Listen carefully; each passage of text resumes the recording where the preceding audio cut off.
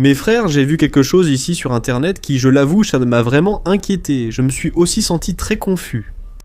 Mais je veux préciser dans cette vidéo que ceci est un avertissement pour tout chrétien, qu'il soit évangélique, catholique, en d'autres termes, tout chrétien qui aime la vérité de la parole de Dieu. Tous ceux qui placent la Bible au-dessus des opinions et surtout au-dessus des traditions. Alors, je veux que tu aies beaucoup de maturité spirituelle pour comprendre ce que je vais dire ici. Et je dis cela parce que je vais parler un peu du pape, mais comme je l'ai dit, ceci est un avertissement pour tout vrai chrétien. Amen. Alors, je vais te montrer ici, regarde. D'abord le pape Léon XIV, tu sais, il est le chef suprême de l'Église catholique romaine. Et ici, on remarque qu'il enlève ses chaussures et qu'il entre pieds nus dans la 3e plus grande mosquée du monde. Et cela vient de se passer là-bas en Algérie. Frères, jusque-là, vous regardez. Vous pensez comme ça. Bon, pasteur, mais c'est une grande marque de respect, c'est de la diplomatie, c'est tout à fait normal. Sauf que frère, j'ai pensé comme ça, jusqu'à ce que je fasse des recherches plus approfondies. Et j'ai commencé à analyser le pays, qui est l'Algérie, et j'ai découvert quelque chose qui n'a absolument aucun sens. Faites attention, regardez cette information ici. L'Algérie compte 48 millions d'habitants. Et savez-vous combien de catholiques il y a là-bas? Moins de 10 000. C'est-à-dire 0,0%. Et toutes, frères, absolument toutes, les églises évangéliques, qui étaient au total 47, ont toutes été fermées par le gouvernement lui-même, pendant que le pape marchait là-bas près de cette mosquée. Alors attendez, le pape y va, il enlève ses chaussures, il prêche le respect entre les religions, et dans le même pays où il fait cela, exactement cela. Le chrétien ne peut même pas ouvrir la porte d'une église. Et quand je dis chrétien, c'est parce qu'il ne respecte pas non plus la religion catholique, n'est-ce pas? Et cela m'a semblé tellement contradictoire que j'ai commencé à analyser plus profondément. Et ce que j'ai trouvé était bien plus grand que ce que je pensais. Alors, allons-y, le pape. Il est allé dans cette mosquée en Algérie. Mais ce n'était pas la première fois. Donc, suivez-moi. En novembre 2025, ce même pape, Léon XIV, il est entré pieds nus dans la mosquée bleue, là à Istanbul. Et avant lui, le pape François a fait exactement la même chose, dans la même mosquée. Sauf qu'en 2014, et avant le pape François, il y a eu aussi Benoît XVI, en 2006. Frères, 3 papes, 3 visites dans des mosquées à la suite. Ce n'est pas une coïncidence, parce que lorsque 3 dirigeants consécutifs d'une très grande institution font le même geste symbolique, ça porte un nom. C'est un projet qu'ils sont en train de réaliser. C'est un projet. Et ce projet, en fait, il a déjà un nom, il a déjà une date, et il a même déjà une adresse. Regardez ça. Le 4 février 2019, le pape François et le grand imam d'Al-Azhar, qui est la plus haute autorité de l'islam sunnite dans le monde. Ils ont signé ensemble ce document. Et le nom du document est le suivant. Déclaration sur la fraternité humaine. Et il y a un passage ici que j'ai besoin. J'ai besoin que tu lises avec moi, parce que c'est très important. Le document dit que la diversité des religions est une sage volonté divine. Je vais t'expliquer cela ici. En termes simples, le document que le pape a signé dit que Dieu a voulu qu'il existe plusieurs religions. Comprends cela.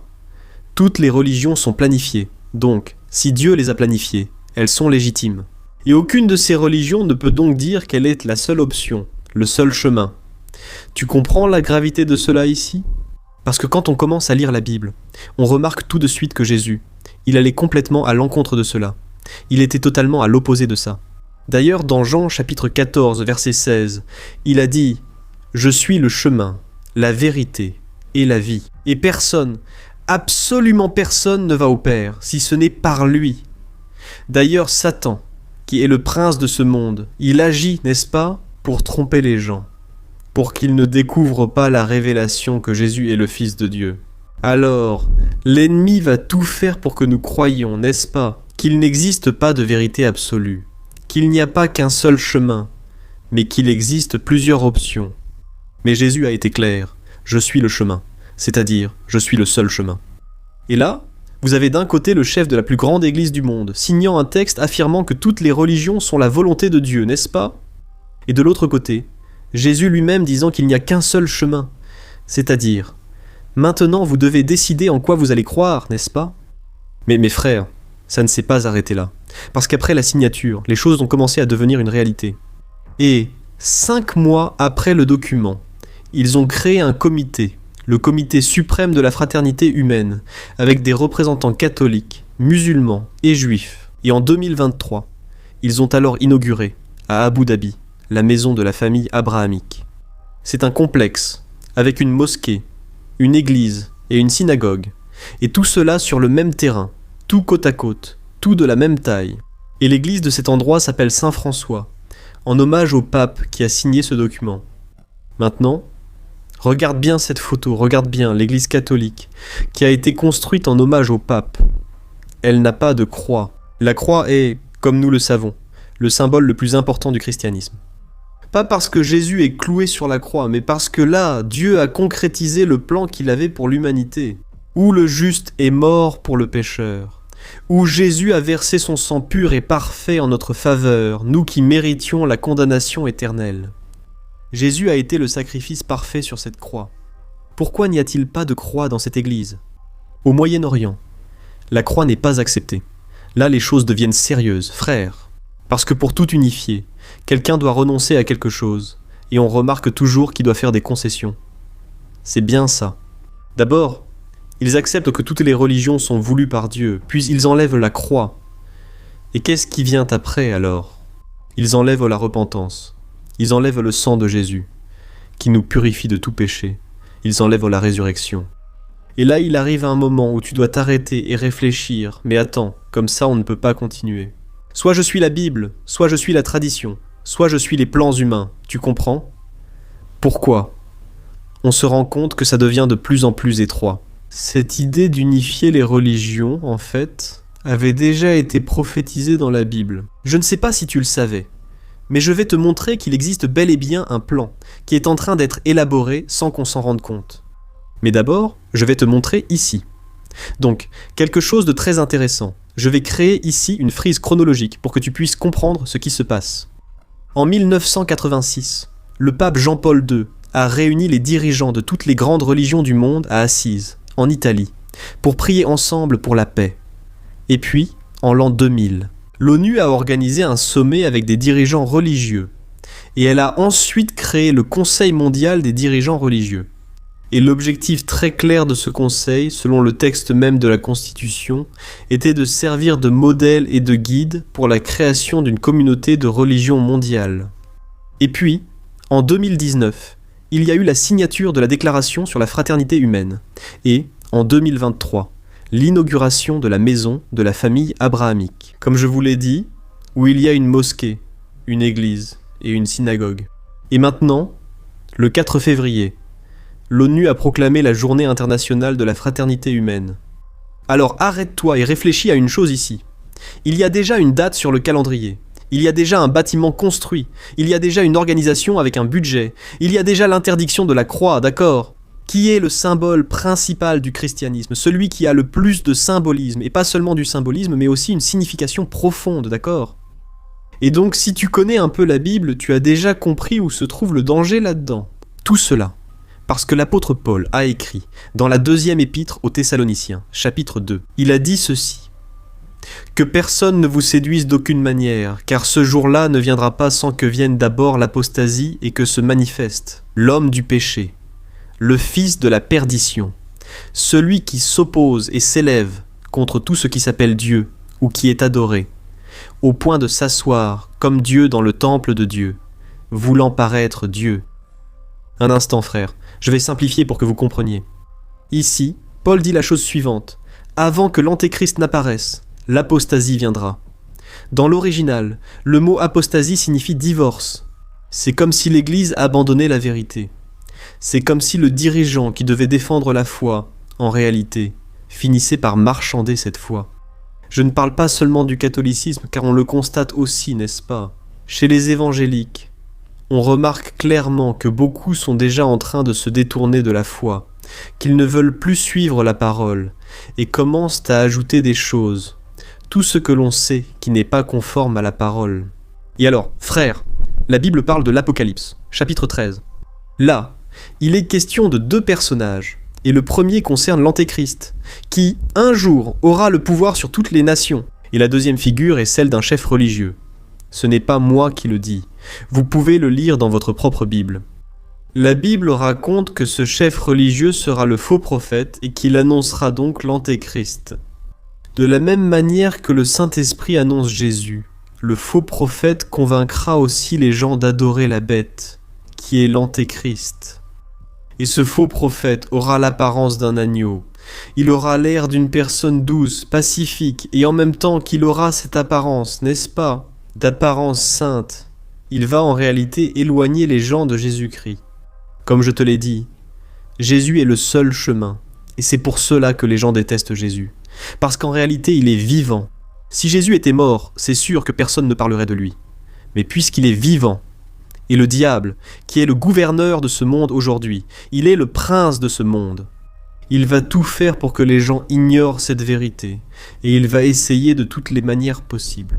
D'ailleurs, la Bible dit que l'esprit de l'Antéchrist agit déjà dans ce monde.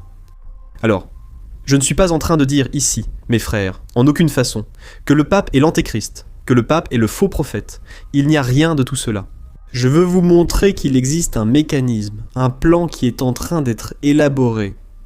Et bien souvent, il vient avec ce beau discours religieux d'unification, de paix. On sait qu'il y a des choses avec lesquelles la communion est impossible. C'est un joug mal assorti, sans communion. Le Christ avec Satan, la lumière avec les ténèbres, le croyant avec l'incroyant. Et comment peux-tu être en communion avec une religion qui nous considère comme des infidèles, comme quelqu'un qui n'a aucune part avec eux, qui n'a aucun lien, tu vois? Et j'ai jeté un œil à la constitution de l'Algérie, et j'ai trouvé quelque chose de très intéressant. Elle a été réformée en 2020, et elle a supprimé de la Constitution toute mention de la liberté de conscience. Juste pour que tu aies une idée, un pasteur appelé Youssef Oramani a été condamné à la prison pour avoir dirigé des cultes chrétiens, et il n'est pas le seul à être emprisonné. Mais importer des Bibles est un crime aujourd'hui là-bas en Algérie. Évangéliser est un crime. Se convertir de l'islam au christianisme peut t'amener devant le tribunal. Et en mars de cette année, un mois avant la visite du pape, le Conseil des droits de l'homme, n'est-ce pas, de l'ONU, a entendu des chrétiens persécutés en Algérie. Et l'un des spécialistes qui était présent le jour de l'événement a résumé tout cet événement en une seule phrase. Il a dit ceci: nous avons observé 2 poids, 2 mesures, une démonstration d'ouverture vers l'extérieur, mais une politique de contrôle et de restriction maintenue en interne. Autrement dit, en même temps qu'ils veulent le christianisme, ils ne veulent pas du vrai christianisme. Ils veulent un christianisme plus léger, plus soft, qui ne parle pas de Jésus, qui parle de paix, d'amour, qui parle de Dieu, mais jamais du Fils de Dieu. Et surtout, jamais en le considérant comme le Sauveur. Alors, frères, beaucoup de gens impliqués n'ont pas forcément de mauvaises intentions. Mais comme je vous l'ai dit, c'est subtil. C'est quelque chose que l'ennemi travaille petit à petit, au fil du temps. Mais, surtout maintenant, que nous savons que la fin des temps est arrivée, c'est là que l'ennemi va beaucoup se servir de choses qui nous plaisent. Qui ne veut pas de paix, soyons honnêtes, de fraternité ou d'union, surtout maintenant avec tant de disputes et de polarisation. Mais des frères, le vrai danger n'est pas que quelqu'un dise « je déteste » ou renie Jésus, car cela serait évident, facile à identifier. Mais le risque est que quelqu'un intervienne et parle, que Jésus est l'un des chemins, et que Jésus était un homme bon, un homme très intelligent, un révolutionnaire, mais sans jamais le reconnaître. Qu'il est le Fils de Dieu incarné, Dieu lui-même qui s'est incarné sous forme humaine. Frères, c'est là le centre de l'évangile. Et beaucoup de personnes sont dans les églises. Je m'en rends compte très clairement. Les gens sont dans les églises.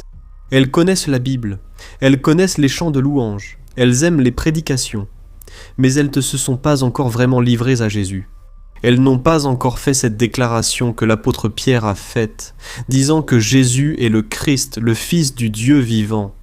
Et tant que vous ne reconnaîtrez pas cela, vous n'êtes pas sauvés. Vous n'avez pas le Saint-Esprit en vous. Mais en même temps, la Bible dit dans Romains, chapitre 10, à partir du verset 9, que si vous confessez de votre bouche que Jésus-Christ est le Seigneur et que vous croyez dans votre cœur qu'il est ressuscité des morts, alors vous êtes sauvés. Amen. Alors mon conseil pour vous, repentez-vous de vos péchés, cherchez une vie de sainteté, d'intimité et d'obéissance. Et là oui, Vous allez démontrer publiquement que dans votre cœur, vous croyez déjà en Jésus. Amen. Je suis le pasteur Antonio Junior. Si vous avez aimé cette vidéo, partagez-la. Et je vais laisser maintenant à l'écran 2 vidéos à regarder. Je crois que vous serez beaucoup édifiés. Que Dieu vous bénisse. Je vous fais une grosse accolade.